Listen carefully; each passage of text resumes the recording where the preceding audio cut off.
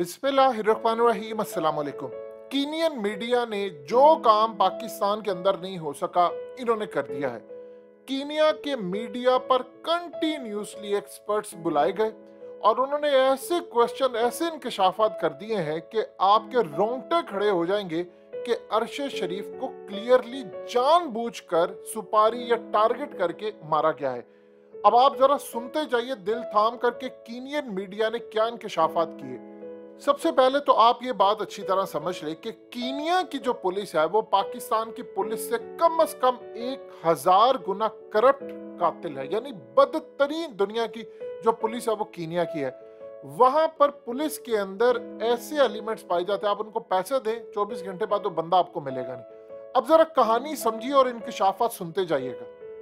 अब कहानी ये है कि इन्होंने कहा कि एक इलेक्ट्रिक शॉप के बाहर एक बाप था, उसने अपने बेटे को गाड़ी में बिठाया। वो गाड़ी और बच्चा वो दोनों गायब हो गए और हम उस गाड़ी का ताकुब कर रहे थे। अब जो गाड़ी चोरी शुदा थी उसका नंबर था KDJ 700F और जिस गाड़ी में अरशद शरीफ बैठे हुए थे उसका नंबर था KDG 200M। अब आप बताइए कि इस पूरे खेल में आपको पता नहीं चल सकता? जिस वक्त अरशद शरीफ पर गोलियां चली उस वक्त रात के 10 बजे का टाइम था कीनिया के वक्त के मुताबिक। अब वहां पर जब गोलियां चलती हैं तो इनको उसी वक्त, उससे पहले इतला मिली कि बच्चे को गाड़ी समेत किसी और जगह पर देख लिया गया है, सो लिहाजा आप वहां पर हमला भेजे और वहां पर जाना पड़ेगा। तब इस पूरे खेल के अंदर आप इतना बताइए कि जब पुलिस को इन्फॉर्म कर दिया गया था कि बच्चा और गाड़ी वहां पर देखी गई है, तो उन्होंने अरशद शरीफ के ऊपर गोलियां कैसे चलाई? अब ये जो जनाब आपकी स्क्रीन पर चल रहे हैं ये वहां पर बड़े माहिर हैं इन केसेस के, इनको इन्वेस्टिगेट करने के हवाले से इन्होंने कहा है कि क्लियरली नजर आ रहा है कि गोलियां जो लगी हैं अरशद शरीफ को वो टारगेट वही थे और उन्होंने कहा कि शार्प शूटर्स ने, किसी माहिर ने मारा है। और ये लेडी जो आपकी स्क्रीन पर आ रही है ये कीनिया के अंदर कह रही है कि मैंने 3200 केसेस ऐसे देखे हैं, मुझे पता है पुलिस कैसे 2 नंबरी यहाँ पर करती है। और उन्होंने, किसी ने उनको सुपारी दी थी, टारगेट दिया था और उन्होंने इस टारगेट पर एक फेक एनकाउंटर के अंदर इसको मारकर और डिक्लेयर किया जी फलाना हुआ, ये हुआ। अब आप इमेजिन कर लें कि वहां पर ये हो रहा है, उसके बाद जो सवालात उन्होंने उठाए हैं ये जरा सुनते जाइएगा। उन्होंने कहा कि आप ये बताइए क्या अरशद शरीफ की गाड़ी को पुलिस ने रोका था और इन लोगों ने क्या उनके ऑर्डर्स मानने से इनकार किया था? इसका कोई जवाब नहीं है कि रास्ते में बैरियर कोई नहीं था, सुनसान इलाका, रात के 10 बजे और वहां पर आगे पत्थर रखे हुए थे। इमेजिन कर ले किसी को पता था अरशद शरीफ यहाँ से गुजर रहा है, ये मगदी टाउन है, यहाँ से वो गुजरेगा और वहां पर पूरी तरह उन्होंने पत्थर रखे थे, बैरियर कोई नहीं था। एक ये चीज। अब सबसे बड़ा क्वेश्चन, अरशद शरीफ की गाड़ी के ऊपर पुलिस ने फायर खोला क्यों?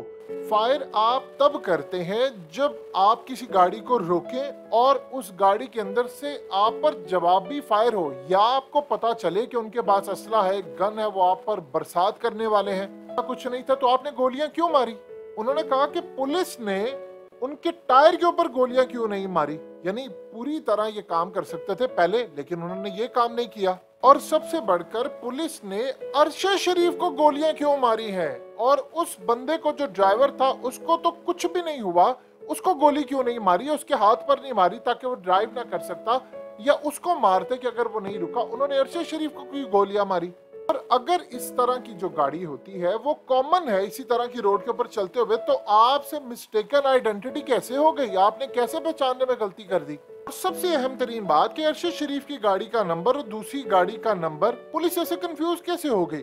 और दूसरी गाड़ी जो थी जिसमें कहा जा रहा था बच्चा फलाना है, उसका कलर, मॉडल और ये तमाम चीजें एक जैसी कैसे हो सकती थी? और सबसे बढ़कर जब पुलिस को ये इंफॉर्मेशन उसी वक्त मिल गई थी कि अरशद शरीफ की गाड़ी जो है उसकी बजाय किसी और जगह पर बच्चा और गाड़ी देखी गई है, तो उन्होंने फिर इस पर गोलियां क्यों चलाई? ये सवाल पूछे हैं। बिल्कुल इसी तरह का फेक इनकाउंटर था जो पाकिस्तान में किया जाता है, लेकिन पूरी तरह उन्होंने वहां पर ये कह दिया भाई हमसे गलती हुई है और वो अपने, देखिए वहां पर सजा तो किसी को मिलती नहीं है। कीनिया का माहौल क्या होता है, जिस तरह पाकिस्तान में कोई बंदा लग्जरी गाड़ी पर आ रहा है तो पुलिस वाले और बाकी सारों को पता चल जाता है कि यार इसके पास अगर 2-4 करोड़ की गाड़ी है, ये अमीर होगा, और इसको मार डालेंगे, ऊपर से फोन आ जाएगा, तो वो उसको ऐसे ट्रीट करते हैं। गरीब चला जाए तो उसको छोड़ते नहीं। इंसाफ का भी यही हाल है। तो कीनिया के अंदर भी ये चीज देखी जाती है कि आप ये देखें, अगर इतनी लग्जरी गाड़ी थी और वहां पर वो आ रहे थे तो उन पर गोलियां नहीं आप चलाते। पुलिस वाले कभी ये काम नहीं करते अनटिल के स्पेसिफाई हो, उनको एक ऑर्डर मिले कि आपने फलाने बंदे को टारगेट करना है। भाई आपने अगर करना है, आप सबसे पहले ये बता रहे हैं कि जी वो साथ जो बैठा हुआ था वो जी उसका भाई था। आप यहाँ से अंदाजा लगा ली, खुरम उसका भाई था, वो तो झूठ है। अरशद शरीफ का जो भाई था वो शहीद हो गया, ये तो सबसे बड़ा झूठ है। यानी उन्होंने कहा जी नहीं फलाना, सारी कहानी है अरशद शरीफ के मोबाइल के अंदर, और फलाना कि कहां पर वो गए, कैसे गए, किससे वो मिल रहे थे, वो स्टे वहां पर कैसे था। लेकिन उन्होंने उस सब को छोड़ दिया। अब वहां का मीडिया ये कह रहा है कि वहां पर बाकायदा कोई बैरियर्स नहीं थे, छोटे छोटे पत्थर पड़े हुए थे, वहां पर वो नहीं रुके। और इस सूरत हाल के अंदर गोलियों की तादाद को देखे तो लगता है कि बाएं जानी बैठा हुआ जो शख्स था वो असल में टारगेट था। वहां पर यह भी कहा गया है कि उसको करीब से मारा गया। एक जगह पर यह भी उनके मीडिया में कहा जा रहा है कि उनको रोका गया था और रोक कर किसी ने उनको मारा। और कुछ कह रहे हैं कि माहिर जो था उसने टारगेट किया। आप पीछे से अगर देखेंगे गाड़ी का तो वो बिल्कुल लगता है कि अरशद शरीफ उसमें टारगेट था।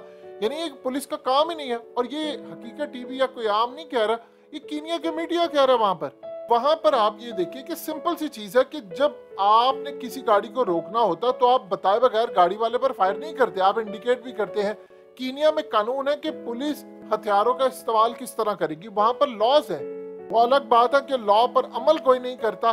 एक और रिपोर्ट कीनिया के अंदर आई जिसके मुताबिक 17 गोलियां अरशद शरीफ को मारी गई, यानी उनकी गाड़ी पर, और 9 गोलियां इस तरफ से मारी गई जहां पर अरशद शरीफ बैठा हुआ था।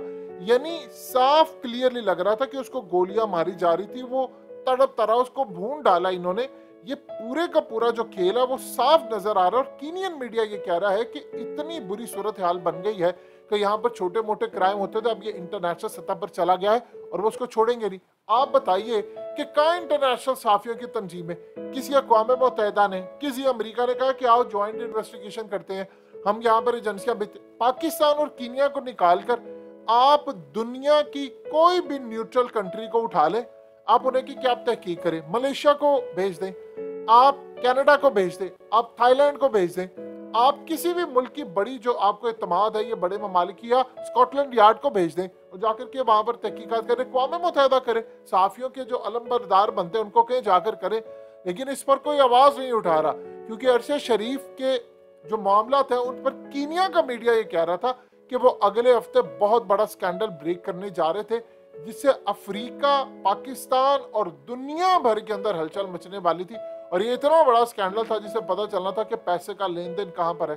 यानी इमेजिन कर ले, इस पूरे खेल में अब आपको नजर आ रहा है कि किन किन लोगों ने अरशद शरीफ को पकड़ा और असल में टारगेट वही थे। और ये सारी कहानी इलेक्ट्रिक शॉप के बाहर से वो बच्चा अगवा हुआ, फलाना हुआ, ये हुआ, ये सारे का सारा वो खेल है। देखिए एक चीज आप ज़हन में रखिएगा, मायूसी की बात है लेकिन हकीकत टीवी आपको बिल्कुल सच बता रहे हैं, कभी अरशद शरीफ को इंसाफ नहीं मिलेगा, चाहे पूरा जहान भी मिल जाए। अब अरशद शरीफ को इंसाफ नहीं दे सकते, ना उसकी फैमिली को दे सकते, ना असल किरदार पकड़े जाएंगे, ना वहां के लोग, ना कीनिया, ना फलाना, कोई किसी को पकड़ नहीं सकता। और ये बात आपको तस्लीम करना पड़ेगी।